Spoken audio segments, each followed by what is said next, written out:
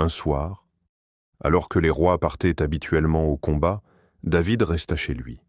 Oisiveté, confort, relâchement intérieur.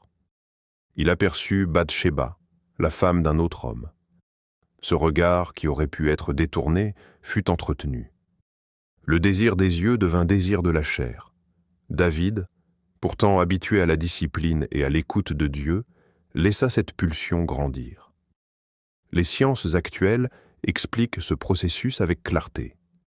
Un désir non maîtrisé active le circuit de la récompense dans le cerveau.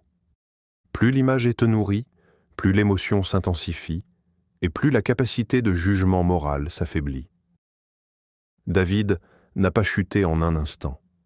Il a glissé progressivement. La convoitise a obscurci sa conscience, jusqu'à le pousser à commettre l'adultère.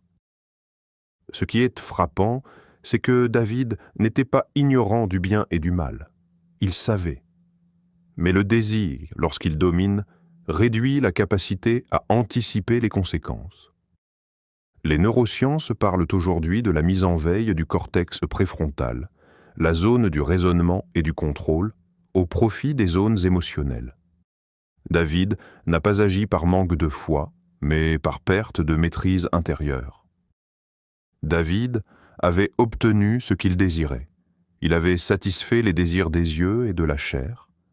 Pourtant, loin du bonheur espéré, il entra dans une période de profonde détresse intérieure. C'est là une vérité psychologique fondamentale. La culpabilité morale génère stress, anxiété et autodévalorisation. Le cerveau humain n'est pas conçu pour vivre longtemps en contradiction avec ses valeurs profondes. C'est ainsi que nous avons tout intérêt à vivre décemment et de manière équilibrée pour être véritablement heureux et en paix.